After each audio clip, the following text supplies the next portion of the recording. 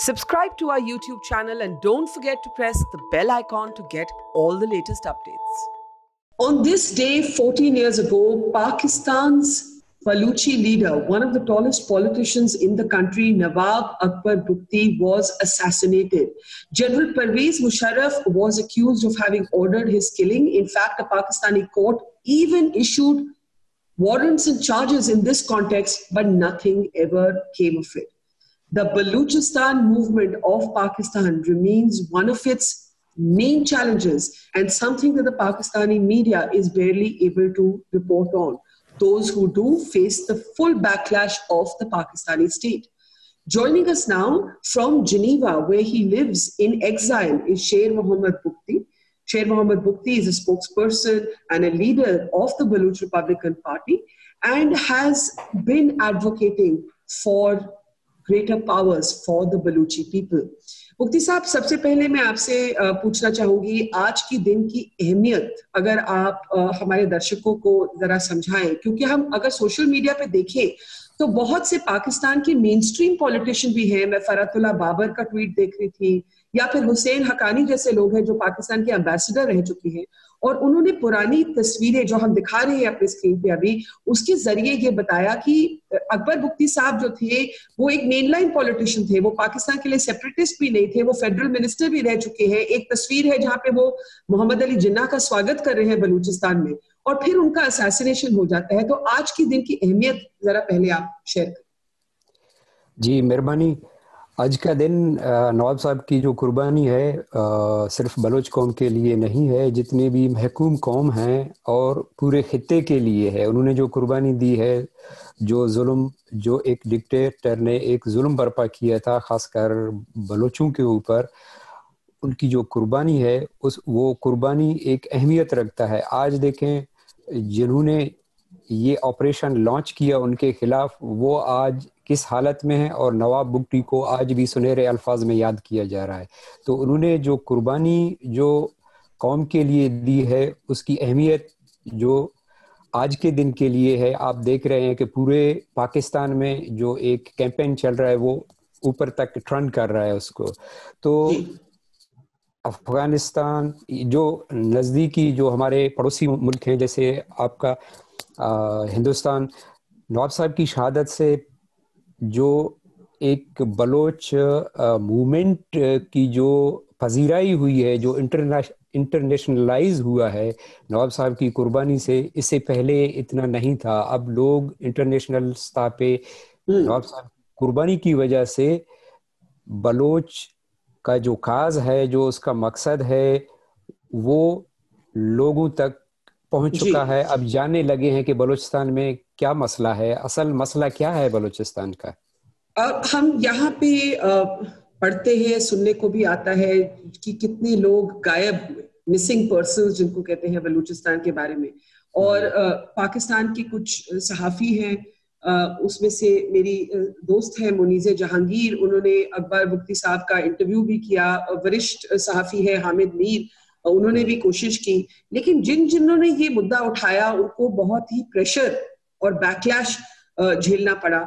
और हमने ये भी देखा है कि बलूचिस्तान पे जो लिखते हैं कई बार जान पे खतरा लगाकर लिखते हैं. सबीन महमूद थी, उनका जो डेथ था उसमें भी सस्पेक्टेड है कि क्योंकि वो उन्होंने बलूचिस्तान के लोगों को आवाज दी तो उनकी डेथ हुई. तो इसके बारे में कुछ बोलिए कि क्या मीडिया को जो बोलने के लिए तैयार है क्या कीमत अदा करनी पड़ती है. जी आपने अच्छा एग्जाम्पल दिया है. जो भी सच्चाई के लिए बोलता है, जो भी बलूचिस्तान के बारे में कुछ लिखने की कोशिश करता है, जैसे अपने महमूद सबीन की मिसाल दी, और इसी तरह हामिद मीर को भी दिन दहाड़े गोलियों से भून डाला गया. अब उसकी किस्मत है कि वो बच गए हैं. जो मीडिया के लोग वहाँ बोलने की कोशिश करते हैं उन्हें उठा के गायब किया जाता है, या तो दूसरे दिन उनकी लाश मिलती है या तो उनको नेम मुर्दा हालत में किसी रोड के किनारे या वीराने में फेंक दिया जाता है.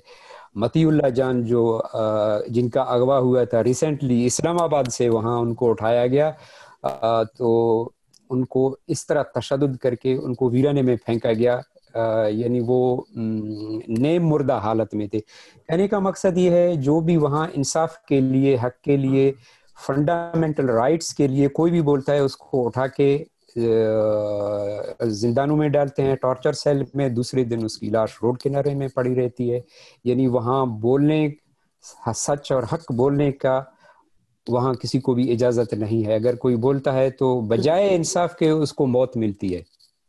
ये तो बहुत स्ट्रॉन्ग वर्ड्स हैं। आपने अपनी जिंदगी में भी पर्सनल ट्रेजेडी देखी है, आप थोड़ा बताइए कि आप जिनीवा में कैसे पहुंचे। जो हमें पढ़ने को मिलता है कि आपके अपने बेटे और आपके अपने भाई के साथ क्या हुआ, वो हमारे दर्शकों को बताइए। जी, 2005 को जब फुल फ्लेज ऑपरेशन शुरू हुआ डेरा बुगटी में, वहाँ एक बहुत बड़ा ऑपरेशन, 17 मार्च 2005 को एक बड़ा ऑपरेशन हुआ था। तो वहाँ डायरेक्ट नवाब साहब को हिट करने उन्होंने कोशिश की दूरमार तोपों से। हम वहाँ मौजूद थे। तकरीबन 7300 लोगों के करीब शहादतें हुई थी। नवाब साहब वहाँ इस हमले में बच गए थे। ज़्यादातर वहाँ तादाद जो शहादतें हुई नवाब साहब के किले के अंदर, वहाँ हिंदू कम्युनिटी की थी। वहाँ औरतें और बच्चे जो शहीद हुए हिंदू कम्युनिटी के थे। जी। तो तकरीबन 300-150 के करीब लोग जख्मी हुए। इसके बाद जो ऑपरेशन ज़्यादा हुआ, जब हमने ये चीज़ें हाईलाइट की इंटरनेशनल लेवल पे, हम लोग जी। जो इस तो इसको उन्होंने कहा कि ये चीज़ें ना हो। हमें प्रेशर देने के लिए हमारे भाई को अगवा किया गया, मेरा बड़ा भाई शाह मोहम्मद, उसको अगवा किया गया। कुछ दिन बाद उनकी लाश फेंकी गई। फिर मेरे बेटे को शहीद किया गया। इसके बाद 2006 को जब नवाब साहब की शहादत हुई तो उन्होंने डायरेक्टली हमारे घरों पे बम्बारमेंट करते रहे, और उस मजबूरी की वजह से हम लोगों ने हिजरत की और अफगानिस्तान की तरफ मूव किए। उन्होंने हमारे घर बिल्डोजर किए। फिर मेरे बेटे को शहीद किया, मेरे नेफ्यू को शहीद किया, और क्या करीबी रिश्तेदार थे। क्या उम्र थी आपके बेटे की, क्या नाम था और क्या उम्र थी? उनका हक नवाज था। उनकी उम्र उस वक्त 19 से 21 साल लगभग उनकी उम्र थी। तो उनको भी इसी वजह से, सिर्फ ये चीज़ें थी कि आप जो है ना, जो हम वायलेशन कर रहे हैं, वहाँ जो ह्यूमन राइट हो रहे हैं, वो हाईलाइट ना करें। ये सिर्फ प्रेशर था कि ताकि ये आप चीज़ें ना करें। आप आज असाइलम सीख करके जिनीवा में रहते हैं। आप ये बताइए कि चाइना का क्या फैक्टर है इस पूरे मसले में। और मैं इसलिए पूछती हूँ क्योंकि सीपेक जो है, चाइना पाकिस्तान इकोनॉमिक कॉरिडोर, वो बलूचिस्तान के थ्रू पास करते हुए जाता है। चाइना का जो एक प्रोटेक्शन है इस एरिया में, इससे लोगों को लगता है कि पाकिस्तान की का जो स्टेट है, की जो एजेंसीज है, वो आज चाइना पर पूरी तरह से डिपेंडेंट है, और चाइना ही उनको वो एक तरह से स्ट्रेंथ दे रहा है इवन टू प्रोपोगेट टेररिज्म, जो कि भारत की बहुत डेकेड से हम लोगों की कंप्लेंट रही। जी देखें, असल चीज़ तो सबसे बड़ी बात यह है कि वहाँ, अब आप अगर कोई तरक्की लाते हैं तो आप वहाँ के लोगों से, वहाँ घर वाले से पूछते हैं कि एक कमरा कैसे बनेगा, आप क्या चाहते हैं, किस तरह होगा। जब आप किसी लोगों उनके साथ कोई सलाह मशवरा नहीं करेंगे, इस्लामाबाद या बीजिंग में बैठ के वहाँ फैसले करेंगे, वहाँ लोगों के असल मसाइल क्या हैं, क्या चाहते हैं, उनके साथ उनका असल मसला क्या है, तो आप लोग कौन होते हो हमारे बारे में फैसले करने वाले। हम जाने कि हम जी। जानते हैं कि हमारे बारे में कौन सी चीज़ सही है, कौन सी सही नहीं है।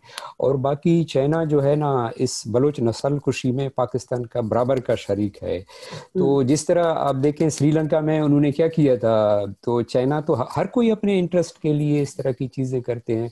और जब कर्जे, आप देखें पाकिस्तान की मईशत का क्या हाल है, जब वो कर्जे वापस नहीं कर पाते, जो चीज़ें उन्होंने रेंट या दूसरी चीज़ों पे दिए हुए हैं, तो वो उसके बदले में वो चीज़ें हड़प कर लेते हैं। अब श्रीलंका का आप मिसाल लें, वहाँ उन्होंने चाइनीज़ ने क्या किया है। तो इसी तरह के और भी बहुत सारी मिसालें आपको मिलेंगी कि वो असल में हमारी बेनिफिट के लिए नहीं होते हैं। तरक्की कौन नहीं चाहता, हर कोई चाहता है, तालीम, जी। सेहत, हर कोई चाहता है।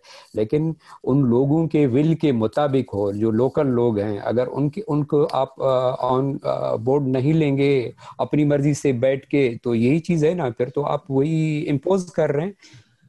आप कब्जा क्या है एक सिंगल।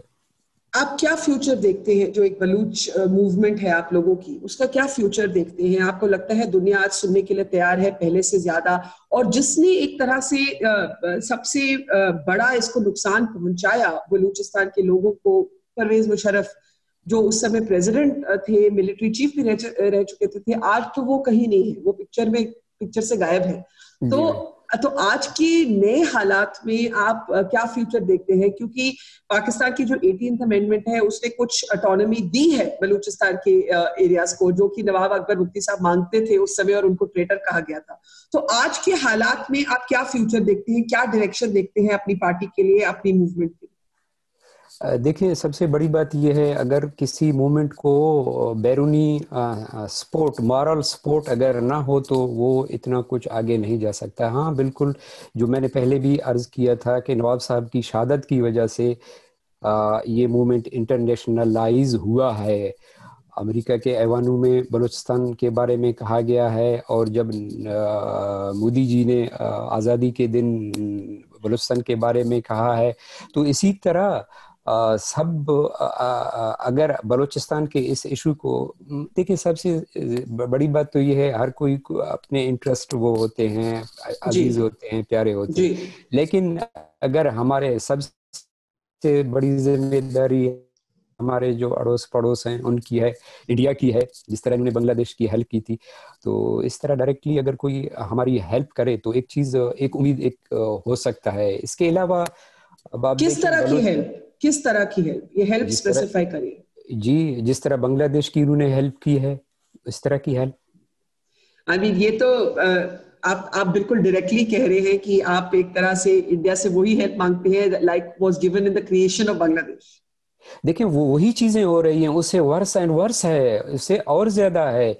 बांग्लादेश में जो चीजें हुई थी उससे दुगना ज्यादा हो रहा है बलूचिस्तान के साथ, क्योंकि वहां तो ब्लैकआउट है, कोई चीज दिखाया नहीं जा रहा है, तो इस वजह से लोग कहते हैं नहीं वहां कुछ हो सकता है, कुछ ऐसी चीजें हैं।